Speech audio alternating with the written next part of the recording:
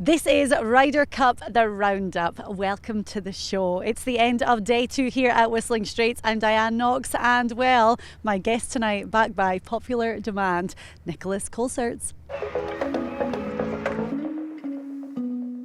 So Nico, welcome back. Thank you for being here. The end of day 2 action at the Ryder Cup, and I mean, first up, I'm going to ask you, how are you feeling? Well, I'm a bit disappointed, I'm a bit deflated, but I think we've seen some really encouraging stuff this afternoon, so now let's hope we're going to see a bit more of that tomorrow. So the score as it stands right now is the USA on 11 and Europe on 5. So after day 1, I mean, we were hoping that maybe things were going to even out a little bit more today, and I feel like there were so many points of optimism throughout the day as well. Yeah, especially this afternoon. I mean, I thought at one stage that we were going to be able to go 3-1 and almost, you know, maybe 3.5 to 0.5. So yeah, I think it was very complicated. But at the end, we saw the Americans come back, and they've been able to go 2-2 into this last session this afternoon, which is a big step in the right direction for them. We're standing here on the 10th green, and of course a lot of preparation is going to be going into the final day, so there's going to be some atmosphere around us. But we're going to dive into this, and you were part of the 2012 Ryder Cup, the miracle at Medina, and the score heading into the final day was 10-6, so this could be the super miracle at Whistling Straits. The only thing that you are not saying is that nobody has ever come back from more, you know, or from 6 points or something like that. So the task is huge. The Europeans tomorrow will have to win, 9 points out of 12. And like I said, it's something that's never been done before. So the mission is huge. And let's hope we're not going to hear this type of music too early tomorrow. Like, there's going to be a party going on here in a little while. What did you think of today's action? I mean, you summarised it a little bit at the start, but how do you think Team Europe performed overall in, foursomes in the morning, 4-ball in the afternoon? Well, I think everybody else would be feeling the same way. It's just mixed feelings. We've seen some very, very good stuff from both sides. Every time Europe seemed to find some sort of shift in momentum, the Americans came back and took control or swung that momentum in their favor. It's normal to be disappointed, but on the other hand, you have to hand it to the Americans. They've done everything they needed to be this far ahead. Yeah, from watching the Americans, and there's been so much talk over the years about the fact that Team Europe have this camaraderie that maybe the US team have been lacking, and that they're kind of out for themselves a little bit more. But I just see so much fight with the US team this year, and it's like they just want to annihilate us, and have done since that first tee shot. Well, I think they've been wanting to do that for years now, but I agree with you. I think it looks like they come in together a lot more. It looks like it's a bit of a shift of generation. The dangerous part of that is that all these guys are pretty young, and you don't want to get beaten too badly this time if it's the case, because that will basically give a huge boost of confidence for this new generation of American players that we see now, and it might be a bit difficult for Europe to keep ahead into this unbelievable record that we've had. Yeah, as you say, talking about generations, it's almost like the changing of the guards with the US team right now, with the oldest player on the team being Dustin Johnson at 37 years old, and we have all this new wave of talent who are going to be playing in many Ryder Cups to come. Yeah, new partnerships as well. I mean, like a Scheffler, DeChambeau, that's been really good. Morikawa, Dustin Johnson, that's been also very, very efficient. I think there's somebody like Justin Thomas takes a huge leadership role into this team at such a young age, and I think the Americans are looking at a very bright future with this sort of team setup. Yeah, and another thing that happened today was Rory McIlroy missing the morning session, something that hasn't happened before. Well, there's two ways to look at this. It's very difficult to not play Rory McIlroy because he's Rory McIlroy, but on the other hand, he hadn't really been that convincing the day before, and to line up this afternoon in 4 balls was basically the only option for Padraig Harrington, and again, 0 on the board for Rory. Yeah. Right, we're going to dive a little bit more into the standout performances on Saturday and, of course, preview those Sunday singles matches. So Team Europe getting 1 point in the morning and 2 in the afternoon. Nico, who do you think was the real standout performer of Team Europe today? Well, I think, you've got two guys really that stood out today. World number 1 Jon Rahm played exceptionally well, made big putts. You could see the fire, you could see the passion, playing with Sergio. And of course the other one is Shane Lowry. I think, I was a bit surprised that Shane didn't play more in those first 2 days. I think there was a lot of signs of him having the qualities to perform well in this event. And this afternoon he's been absolutely spectacular. The way he closed out the match on 18 and the reaction and the interview afterwards. I think we hadn't seen somebody talking about the way he's been playing or the way that or the experiences you go through in a week like this. You could see the smiles on his face. I mean, there was everything in that interview. Mm-hmm. Well, talking of that interview, let's have a look at it because it's definitely worth watching the whole thing again. Shane, first of all, congratulations on the win. Tyrrell, well done today. Is this what you expected a Ryder Cup to be, Shane? No. Yeah. No, our radar, I've always wanted to play in a Ryder Cup, and obviously, look, we're a few points behind, but I mean, I'm not stopping believing anyway. I don't care. I think I'm having the week of my life here. Honestly, I really am. It's just been incredible. It's an incredible experience. I really hope we can go out and give them loads tomorrow and just, put up a good performance. And you just never know. All morning this morning I was thinking of Medina. I was thinking, of a lot of things. And I just think, there's just such a good bond in our team room. It's unbelievable. We didn't get the breaks yesterday. We got hosed, and, it's disappointing. But, we out there today, we're fighting as hard as we can. I said to Tyrrell, I was thinking about it in bed last night. We're probably getting a lot of stick back home and a lot of stick off everyone else. And, I suppose the captains and vice captains are getting a lot of stick off people for their parents or whatever, because everyone's a genius when you're not doing well. But everyone's out there trying their hardest, and that's all we can do. And I did that today, and Tyrrell did that today, and I'm so happy that I could bring a point for my team. Just one more question to you quickly. What do you think over a putt like that when it's so important? I said to Bo before I hit the putt, I said, I'm made for this. I said it to him. I said, Bo, I'm made for this. This is it. And I didn't know I was going to hold it, but I knew I was going to try my best, and I'm so happy it went in. You just never know, that's what he said. And the fact that he went to bed last night thinking about the miracle of Medina, I mean, we've talked about it in depth, it's such a huge influence for the team, and rightly so. Well, yeah, of course. I mean, it's Medina would be the thing that might inspire these guys to go out tomorrow and find the magic that's going to be necessary to pull this off tomorrow, of course. Mm-hmm. For the super miracle. Yeah, I mean, we've done it not so far from here. It was a couple of 100 miles away, so who knows, maybe we're going to be able to do it in Wisconsin this time. Talking of celebrations, Justin Thomas and Daniel Berger on the US team. So they played the foursomes in the morning. They weren't in the afternoon four-ball session. So after they played this morning, they went to the first tee. And of course, the fans in the first tee were rowdy as ever. They chucked them down 2 beers and they were chanting, chug it, chug it. So they did. So we have Justin Thomas and Daniel Berger both on the grass with the beer, celebrating really like they'd already wrapped up the cup.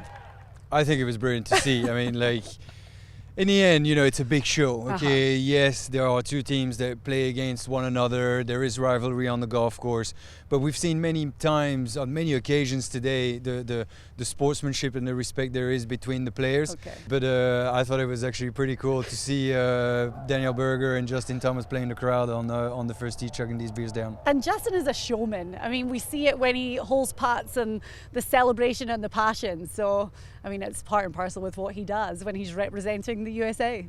I mean, you come across certain individuals that really get what the Ryder Cup is like. Okay. And Justin Thomas, we talked about the leadership role that he embraces and he takes in that US team, and playing the crowd like that on the first tee is a perfect example of that. Okay, another thing that happened today is Brooks Koepka and Daniel Berger were playing together in the morning. Berger hit a bit of a wayward tee shot and Koepka wanted relief from a drain. So they called over the rules official. They had to get a second rules official involved. Koepka said, "Oh, have you seen me swing?" when the rules official was not going to give him relief, and he was like, "I've seen you swing many times." And Sergio is at the onlooker and spits out his water laughing. I mean, stuff like that is great for us to see as well. Well, I mean, I mentioned, the camaraderie. I mean, not even just within the teams, but, with the opposition. I mean, these guys know each other really well. They're friends. They play golf together all the time around the world at various tournaments. And yeah, the reaction from Sergio with Brooks not being given a drop by the two referees there was actually a pretty funny moment. You could see on their faces that, Sergio was actually almost going to be like, okay, we'll give you this one. But fair to Brooks Koepka, I think it was a legitimate thing to ask. And the shot he hit right after that was just exceptional. I mean, we didn't really know what the ball was lying like, or if he was going to injure his wrist a bit more, and he ends up hitting an exceptional shot in the middle of the green on that 15th hole. Yeah, exactly. We talk about Sergio being, the experienced one in the team, and his Ryder Cup record is unmatched. Justin Thomas being the kind of leader of the US team right now, as you said. Who do you think is really the leader from what we've seen in the past 2 days of Team Europe? Well, I think it's difficult not to say John Rahm again. You have the world #1 player in your team. He's won his games. He's put points on the board. He's been fist pumping his way around the golf course for 2 days. I think it's difficult not to say John Rahm. Yeah. Okay.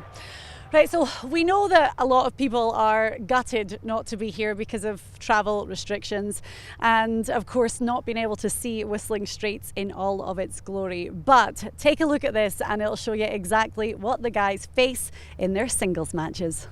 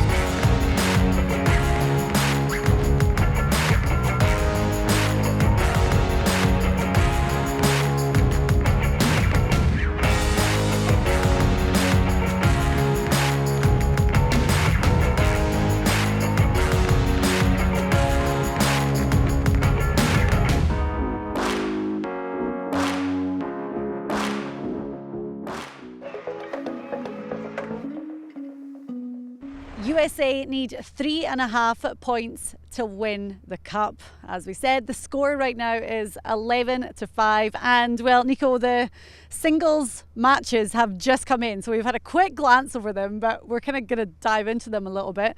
So match 1 is off at 11:04 a.m. local time. And Xander Schauffele against Rory McIlroy. The first match out, are you surprised? Yes and no. I mean, for the US, you have Xander Schauffele that's just won the Olympics. He's been really good this week. He's been very efficient on the greens. And from our side, you have Rory McIlroy. It's not the first time he's going out first. I'm a bit surprised he's going out first this time round, but maybe that is the way that Padraig Harrington has found to motivate Rory McIlroy. Not that he really does need a lot of motivation for this, but maybe give him a little bit of a push up to find his game coming tomorrow. Yeah, because we all know what he can do, and he's going to be more frustrated than anyone that he hasn't done that over the first 2 days.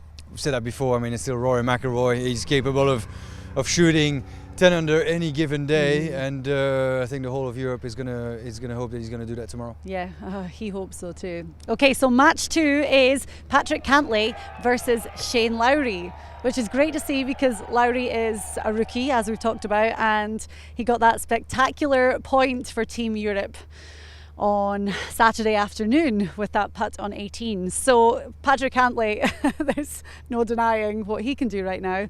What do you think about this one? Oh, he's also been very impressive this week so far. You know, recent FedEx winner. You could see he doesn't really look fazed by anything. He got pumped up a few times. He played extremely well, and I'm not surprised at all that Shane Lowry is going out in second. That was my prediction. He's been incredible yesterday and today, and it would be really nice to see Shane victorious of that game number 2. Both rookies actually in this match, and I think we've seen more emotion from Patrick Cantlay in the Ryder Cup than we have ever seen. But this is what this competition does. You know, if the Americans have gotten louder and louder, you know, you're taking back the atmosphere of this competition, and when you play the way that Patrick Cantlay has been playing the last 2 days, it's even better. Match 3, we have a battle of the big hitters. Scotty Scheffler, a rookie for the US, against Jon Rahm. We knew we were going to see Rahm out early, but match 3? Yeah, I think, you know, Jon Rahm was either going to be, you know, first, second or third. I'm not surprised to see him at the top because we need to get out with our big guns early. Scotty Scheffler, I'm a bit surprised. I think Scotty Scheffler was going to be maybe a bit further down in the lineup, but he's also played very well. You know, he made that massive putt on 15 this afternoon to pull ahead playing with DeChambeau. So a good experience so far for Scotty Scheffler. Well, talking of Bryson, we're going to see him in match 4. This is going to be one to watch against Sergio Garcia. I think that's probably going to be the game that if I had a ticket, I'd go and follow. I mean, Bryson DeChambeau, we know how entertaining he is on the golf course. Playing against Sergio, the all-time point scorer winner.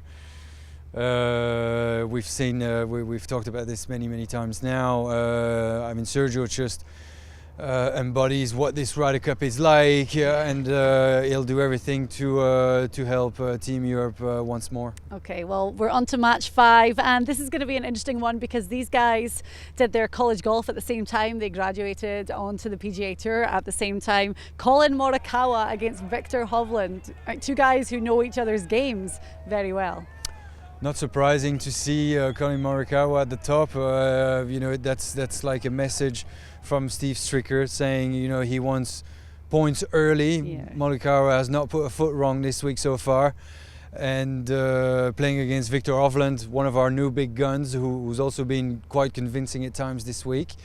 So this is going to be a really nice game to watch. Okay, moving on to match 6 out of 11:59. Dustin Johnson against Paul Casey. Well, that reminds me of Medina because, you know, I played DJ in the singles and he was also number 6. Bad memories for me, good memories for him. So DJ always in control. You know, people were questioning the form coming into this week for him, and he's been very convincing also.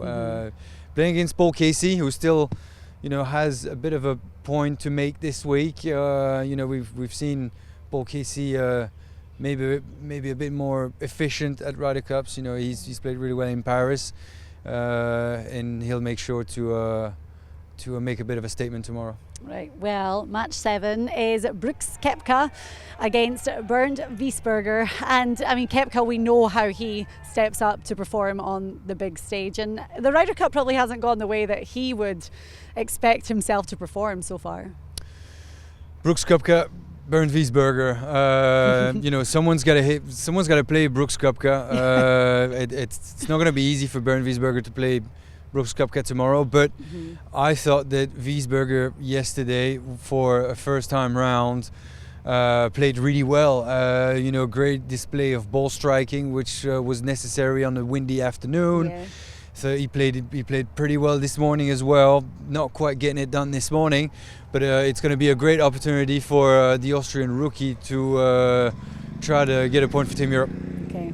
So we're on to match 8, Tony Finau against Ian Poulter. I mean, considering that, not that I am the doom and gloom person, because I'm trying to be the positive, optimistic one, US need 3.5 points. Tony Finau in match 8, pretty far down the list, against Mr. Ryder Cup, the postman for Team Europe, Ian Poulter. Well, the thing is, you have to put these guys somewhere. You know, Yeah. It's very difficult to. I mean, I'm a bit surprised when I look at the lineup. There's a few ones that I thought they were completely or going to be at the completely opposite end of the draw.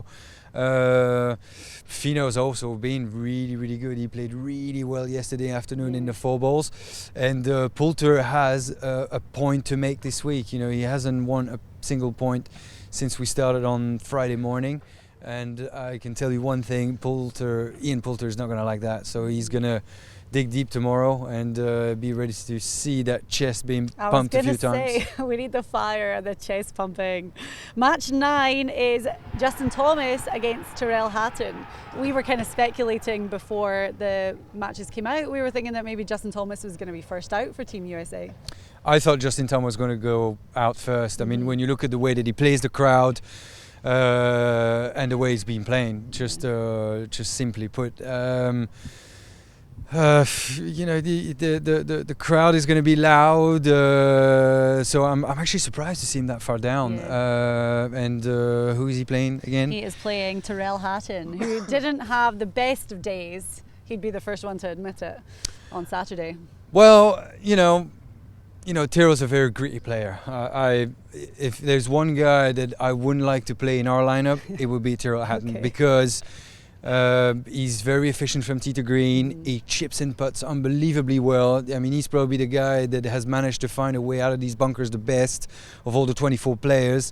And I can tell you one thing: I don't think he's going to make sure that that game doesn't go to 18 like it did this afternoon. Yep. Match 10 is Harris English, a rookie, against Lee Westwood with all the experience. Yeah, I think a pretty even sort of game. They both play a similar type of game. They have the same golfer's DNA, very steady from tee to green. I think this is going to be one where it's just going to be down to who makes the most putts tomorrow. Okay, match 11, Jordan Spieth against Tommy Fleetwood. You know, as you say, the guys will have to go out somewhere, but Spieth being very far down. Yes, but maybe what we call a bit of a safety net. You know, if things go sour for the US, you want somebody with a bit of experience at the back, and that's definitely what you have in Jordan Spieth. Tommy Fleetwood still looking like he's trying some form or trying to find some form into this week. I found Tommy to have been a bit flat, you know, from how we saw he played in Paris last time. I know it's easy to say, but we'd like to see Tommy Fleetwood or a bit more of the Tommy Fleetwood that we saw a couple of years ago. And then match 12, the final one, Daniel Berger v Matt Fitzpatrick. Daniel Berger, also a very gritty and grinding type of player who's been pretty good on the greens also. I mean, also a guy that I personally wouldn't like to play in a singles lineup. Playing against Matthew Fitzpatrick, who can be a very efficient player in the wind. I think the wind's maybe going to calm down a little bit tomorrow. Probably the calmest days or the calmest day of play that we're going to have tomorrow. But who knows? If it's going to go down all the way to the end, you never know who's going to have the winning putt, the winning match. but it'd be interesting, or I'm actually getting excited to see if it's going to, or how far down this is going to go into the lineup. I know. So the score heading into the final day, 11-5, and match one out at 11:04 a.m. is Xander Schauffele against Rory McIlroy. So the score heading into Sunday, the final day of the Ryder Cup, is 11-5. Nico, what is the vibe going to be like in the team room tonight, without stating the obvious? Well, I think it's going to be, the guys are going to be up for it. We've seen good stuff this afternoon. We've seen fire. We've seen guys going deep into games. So yes, I mean, they will know that they're going to need 9 points out of this, or the 12 available points tomorrow in the singles. It's never been done before, but like they said before, you never give up. You give it all for the other 11 players in your team, and who knows, maybe another miracle is going to happen. Yes. Do they let themselves feel disappointment? I think some of them will, just because of the way that they've played or the way that they've contributed so far for the team and in the overall score. But that doesn't mean that you can't find a bit of momentum tomorrow. Some guys will play or will shoot 500-600 under tomorrow and lose their games, and some guys are gonna maybe be drawn the guy that's not going to play well, and maybe even par is going to be enough to win a point for Team Europe. Okay, so it's going to be a real night of anticipation, but they're fired up, and I think Lowry's post-round interview kind of showed it. There's the emotional side of it, but they have 100% belief that they can do it, and they have to. Well, it's not over until it's over. Yes. I just think it would be amazing to see, like 4, 5, 6 games early going our way, and then, if you see all that blue on the board, you're starting to think that your responsibility then as a player, becomes bigger, and it's going to be loud tomorrow. It's going to be loud for us, but it's also going to be loud for them. So if it starts with a lot of blue, you just want to quieten down the American crowds a bit. Yeah, talking to the crowds, I was out there for a while today, and there were definitely more Europeans out today than I had seen for a while. So that was encouraging, and they were loud. It's kind of weird when you're sitting like in the media centre and the TVs are on and you hear a cheer and you know that it means bad news for Team Europe. It's a strange dynamic to have that. Normally a cheer always signifies something good, but there were a lot more European cheers today. Well, it was a bit difficult to see from my commentary box in the TV compound as well. But yeah, you have the guys in the grandstand of the first, singing the songs, and seen a lot of Irish flags, and they seem to have motivated Shane Lowry. So the more European flags we see tomorrow, probably the better. Yes, exactly. It worked for Lowry, and we haven't really mentioned Captain Harrington. What will he? You can only imagine, but how he's feeling right now. What will he be saying to the guys tonight? Well, I think it's very difficult for us to imagine. You as a captain, when you are down in the score, I can imagine it's very difficult to find the words, find the right things to say, what to say to who, considering that a few guys have played really well, some guys not so much. That's why you have the vice captains as well. They usually be in charge of a few guys. I just think it'd be a very difficult choice of words. What sort of atmosphere do you set into this team room coming in a night like that? You of course want to motivate everyone, but then at the back of your mind, you know that the task is pretty big. But it's possible. We're keeping the dream alive. I'm not going to say optimistic because the score is there, but yeah, it's never over until it's over. We have amazing players in our teams. And there's no reason that, except the history books, I know it's quite big, but there's no reason that we can't get those 9 points tomorrow. Let's throw out the history books, but we'll keep 2012. That's the only year that we need to focus on right now, and the Hayden now. Right, Nico, thank you so much as always for being part of the show, and thank you very much for watching. You can follow along with all of the action at Ryder Cup Europe on Twitter, and then on Instagram and on Facebook as well. Check out all of our stuff at rydercup.com, and well, if you are on social media, the hashtags are Ryder Cup Europe and Team Europe, all of them, all of the above, and basically wherever, whenever you are watching this show, enjoy it and enjoy the final day's action here at the 2020 Ryder Cup.